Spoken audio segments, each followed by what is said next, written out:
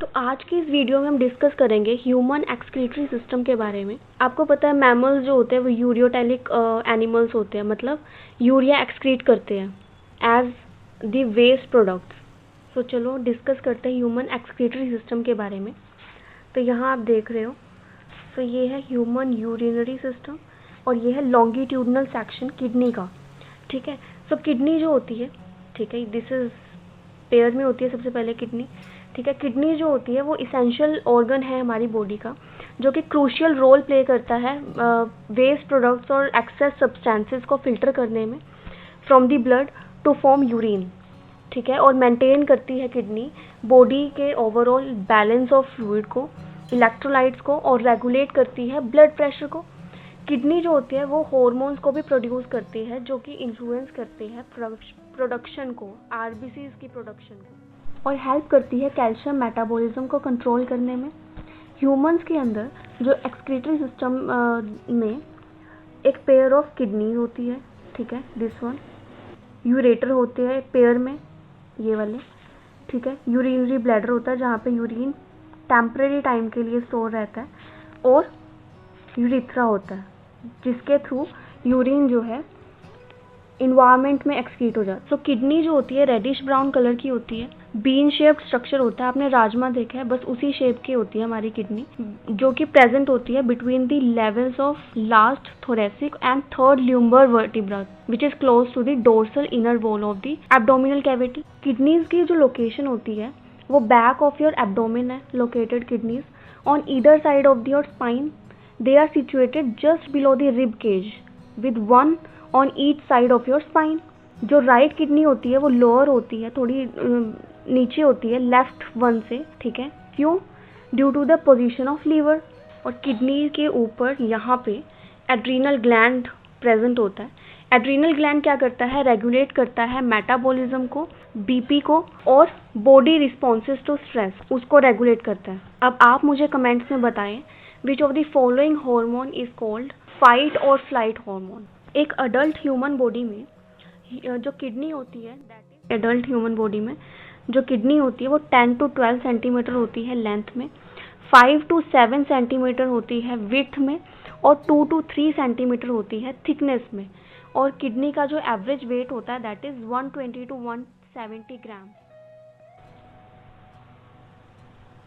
Towards the center of the inner concave surface of the kidney is a notch called hilum, through which ureter, blood vessels and nerves enter.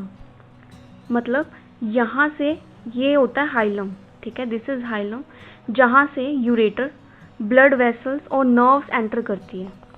ठीक है, inner to the hilum is a broad funnel shaped spaces जिसको हम बोलते हैं renal pelvis. ठीक है, जिसके अंदर होती है कुछ प्रोजेक्शन जिसको बोलते हैं कैलिसिस। तो basically this one is renal pelvis. ठीक है, ये है रेनल पेल्विस जहाँ से प्रोजेक्शंस होती है जिसको हम बोलते हैं कैलिसिस। तो दिस वन इज कैलिसिस। ठीक है, ये जो है ये कैलिसिस होता है। ठीक है, सो बेसिकली जो आउटर लेयर होती है किडनी की, ठीक है, जो आउटर लेयर होती है किडनी की वो एक टफ कैप्सूल से बनी होती है। Inside the kidney there are 2 zones. ठीक है, 2 जोन्स होते हैं। आउटर जो होता है दैट इज कॉर्टेक्स। सो इस स्ट्रक्चर में आप देखो, लॉन्गिट्यूडनल सेक्शन में देखो, जो आउटर पार्ट होता है दैट इज कॉर्टेक्स। ठीक है, दिस वन, ये है कॉर्टेक्स। और जो इनर पार्ट होता है उसको हम बोलते हैं medulla. This one is medulla. ठीक है, और ये जो आपको कॉन शेप स्ट्रक्चर्स दिख रहे हैं these are known as medullary pyramid. So basically medulla जो होता है वो डिवाइडेड होता है into a few conical masses जिसको हम बोलते हैं मेड्यूलरी पिरामिड। ठीक है, which are projected into the calyces. So जो कॉर्टेक्स होता है दिस वन, ठीक है, यहाँ पे देखो, ये कॉर्टेक्स जो होता है वो एक्सटेंड करता है in between the medullary pyramids. तो इस वाली स्पेस को हम बोलते हैं रेनल कॉलम्स या कॉलम ऑफ बर्टिनाई इसको हम बोलते हैं। ठीक है, ये वाला रेनल कॉलम। सो हर एक किडनी के पास nearly 1 million complex tubular structure होते हैं जिसको हम बोलते हैं नेफ्रॉन्स। नेफ्रॉन्स क्या है? ये फंक्शनल यूनिट होती है किडनी की। ओके, सो नेफ्रॉन का स्ट्रक्चर देखते हैं।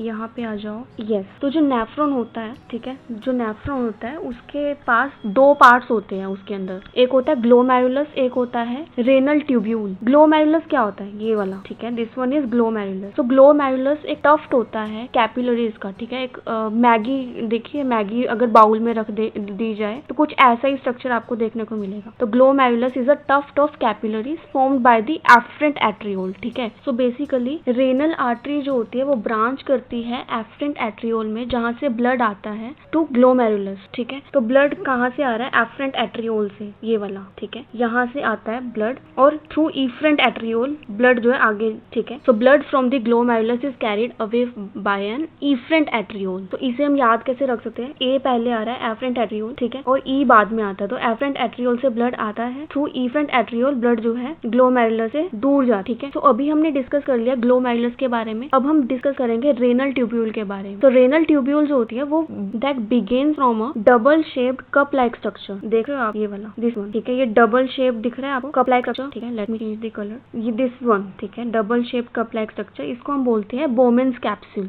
विच एनक्लोजेस द ग्लोमेरुलस, ठीक है।